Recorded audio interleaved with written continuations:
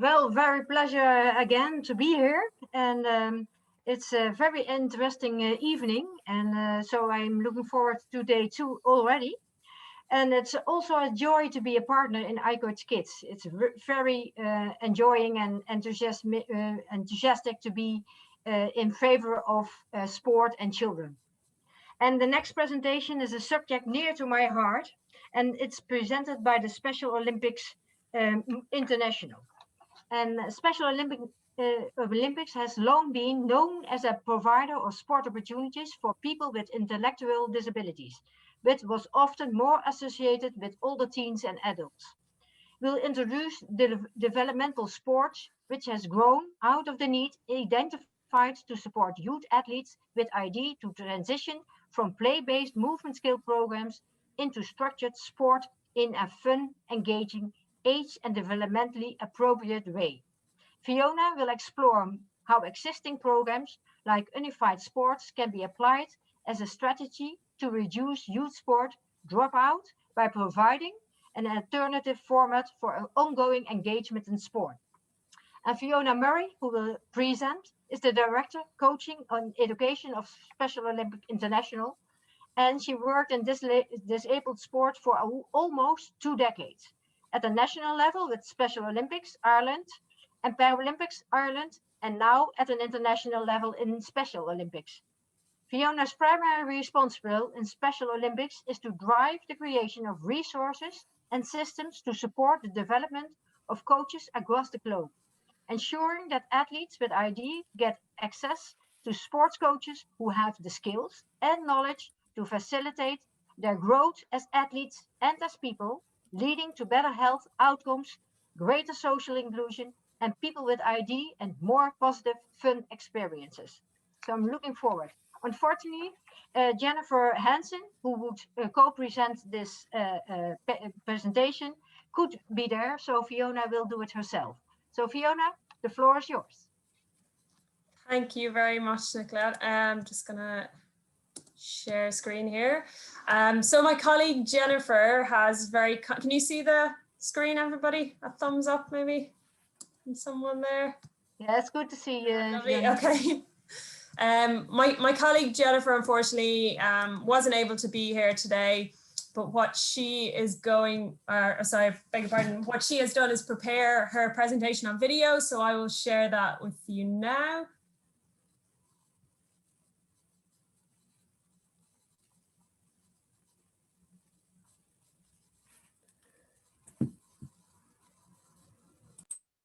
I don't hear her, Fiona. Oh, okay, thanks.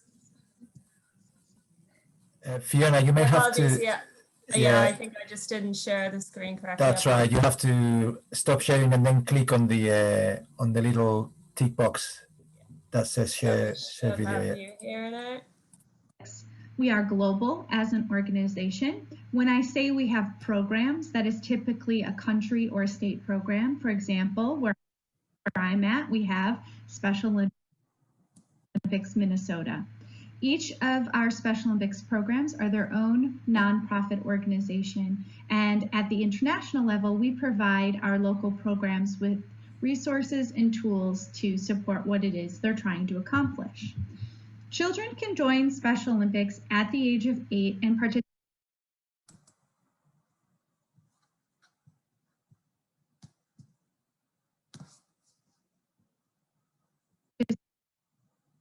in competition. However, as an organization, we found that kids aren't always ready at this age to be competitive. And so what I'm about to share with you that we've created with developmental sports helps to solve that issue.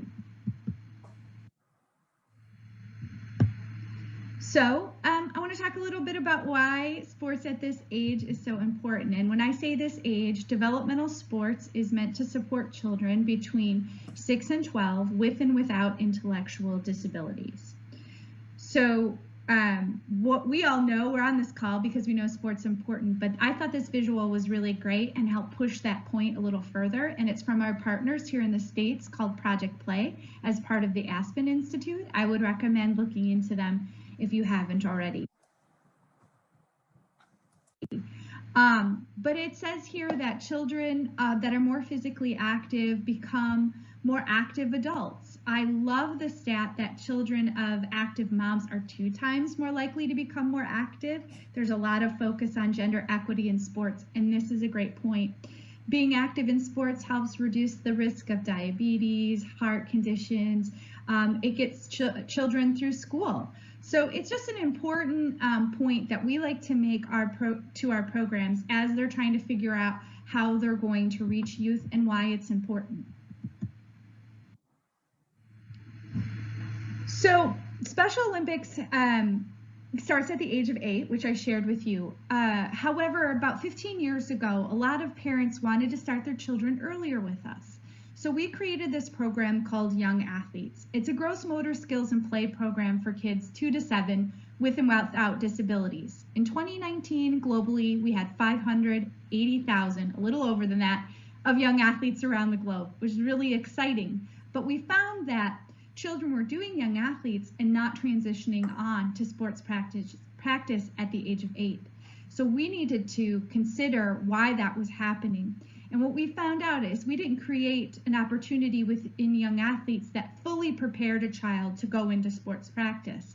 So we decided to create a set of resources I'm going to share with you now. A little bit more about the point of young athletes not meeting the needs of kids. In young athletes, we taught skills like walking and running, balance and jumping, things of that nature, but we weren't talking about the core fundamentals of sports, competition basics, sport rules, things of that nature that kids really need to succeed. And this was our pathway. The kids could go from young athletes to competitive sports or recreational sports. But as you can see, that middle part there is where kids were really dropping off because they weren't quite ready for us yet. So we decided to create a more complete pathway with our developmental sports program. So the idea and concept is after young athletes, a child can do these developmental sports skills activities, and then they can choose when they move on in Special Olympics to go into competitive or recreational sport. We have both as an option for our athletes, as not all athletes want to get gold at World Games. They just want to have fun. So what does our developmental sports program do and what does it mean? We have put a set of resources around supporting children 6 to 12 years old. These are age-appropriate sports skills resources. We encourage, at the guidance of I Coach Kids, that the experience is a multi-sport experience and that the children are participating in training without competition. But I do want to say we teach about competition, we encourage small and local competitions, just not large medaled competitions. Currently with developmental sports, we have partnered globally with sporting organizations. And what we said is, what are you doing with youth at this age range? What lessons do you use in basketball? And for example, we work with FIBA and they provided us with their mini basketball lessons. So we've shared that out with our Special Olympics audience. And then on top of that, at Special Olympics, we have created adaptations by sport for our programs to use. So while they're doing the mini basketball lessons, they also have a set of adaptations that address needs like sensory processing issues, or maybe if a child's in a wheelchair, there's adaptations in consideration of that. These are the sports we're formalized, have resources for, but there are dozens of others that programs are doing at this time in this age group. Our resources live on this landing page that I will make sure that is sent out after this presentation. And these are all our partners helping to support and strengthen what is happening with youth 6 to 12. So this isn't just the effort of Special Olympics. This is an effort of everyone on this page saying, keeping kids in Special Olympics is important, and we're willing to share our resources with you to make that successful. What are we doing during COVID? That's a very good question. You know, it is a huge pause on our lives and it is causing some distress, and we want kids to be active. But what it's doing for us as program development staff is the opportunity to create better resources. Since I'm not traveling, I've spent a lot of time focusing on our content and making sure once kids do go back to sports, they're able to do that in a really successful way. The other thing that we're doing in Special Olympics is taking things like our developmental sports resources and training our programs on what they are and how to use them, so that when kids can go back to play, we have a bunch of properly trained individuals. And we have shifted our focus. We have all the resources on how to work with kids or for kids to participate in sports, but now we need our coaches training. So what does that mean? We are creating a youth sports coaches training in conjunction with Paracoach, you may have heard of, that will train our coaches globally.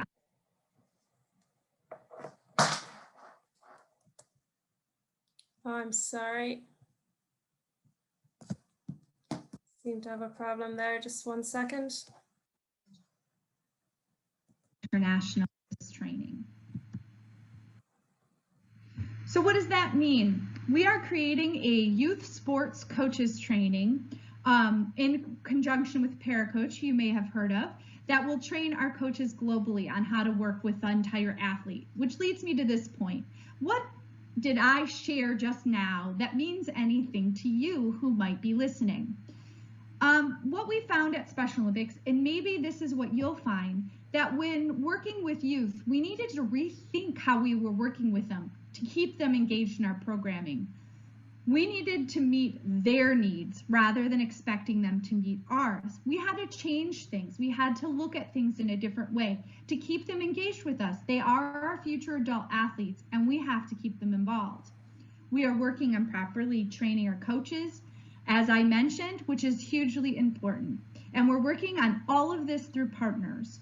So if you're interested in increasing participation of people with disabilities within your sporting organization and would like some advice on that, you can contact myself or my colleague Fiona Murray, and we will gladly share that with you.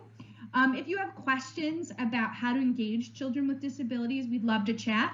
Or if you didn't see your sport listed on that slideshow and you would like Special Olympics athletes to give your sports a try, please come to us. We love partners. Partners are our favorite.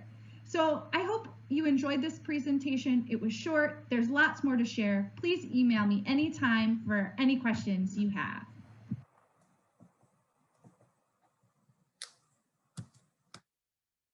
Okay, thanks, and apologies for the technical hitches there, the best laid plans.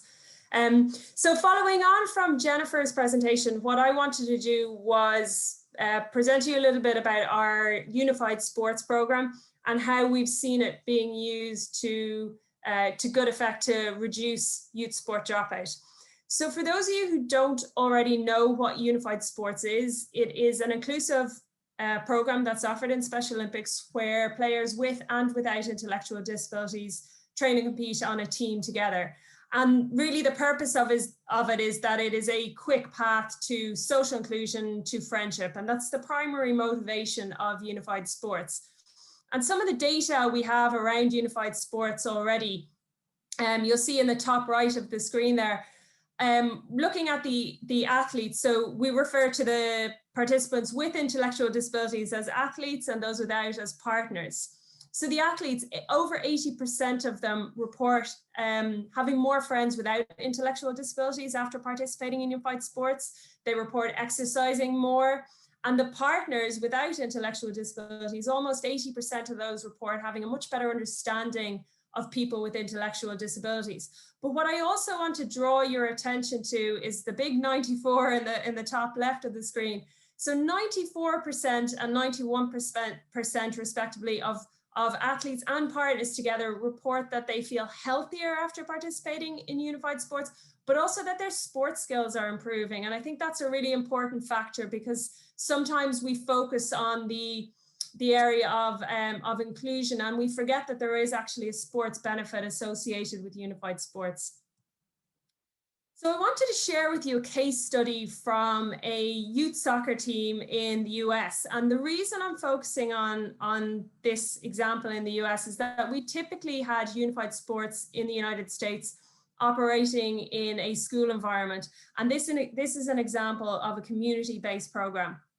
which I think has wide implications around the world. So it's Holden Youth Soccer, which is based in Massachusetts. And they decided to establish a unified sports team about 2 years ago and focused on the age group of 12 to 15 years old for two reasons. One, it's a standard age group for Special Olympics, so that increases access to competition. But also that was that age group where they were seeing there was a large drop off of the players without intellectual disabilities within the club. So particularly focusing on those players, as I said, many of them were at risk of dropout, and this provided an opportunity for them to continue to play sport without that very highly competitive elite tracking youth sport, and gave them an opportunity to still also do something what they felt that was meaningful in their community. For the players without intellectual disabilities, there were two real main categories of players. There were those who didn't have a suitable competitive program and as a result had dropped out of sport participation. And then there were those players who were participating in top soccer, which is a station-to-station skill-based program, and really needed an opportunity to gradually transition into a team environment. And the benefits were not just for the players involved, but for the clubs and for Special Olympics, there was a huge benefit. So from the club perspective, this was a great opportunity for them to promote values of inclusion and acceptance within the club environment. As I said, to retain or even regain some players that had dropped out. And in terms of supporting particularly the players with intellectual disability, it gave them access to Special Olympics coaches who were specifically trained to do this, but also access to competitions that were specifically tailored for inclusive teams. And of course, very importantly for any club, it gave them an opportunity to access additional funding to support this programming. For Special Olympics, again, focusing on the idea of promoting inclusion and acceptance, but also giving access, which can often be a huge problem in Special Olympics, to training facilities, to club infrastructure, and to sport technical coaches. And of course, expanding the presence of Special Olympics in the local community. So I wanted to share just two quick examples of where this particular team of 14 players, where there was a really significant impact. So in two players in particular, and I've called them Brian and Charlie, not their real names, both had played school football in their elementary school days, but unfortunately had dropped out because they really had reached a point where they were no longer able to keep up, both from a sport technical perspective, but also socially with their peers without intellectual disabilities. And what Unified Sports did was offer them an opportunity to play in a more supportive environment and to continue to develop both socially, but also in terms of their football skills at their own pace with coaches who were specifically trained to support their additional needs. And in a really, really positive turn of events, both of those players have now actually rejoined their regional competitive high school programs. So playing in a mainstream league with mainstream teammates. So really positive outcome there. And then the second was looking at some of the players without intellectual disabilities. And I mentioned previously that these are the cohort of kids that we've heard talked about over and over again at that transition, that school transition, that are at high risk of dropout. And in most of the cases of the players in this team, they were at a level that they were unfortunately no longer maybe making the cut on the competitive teams, or were no longer interested in that highly competitive environment.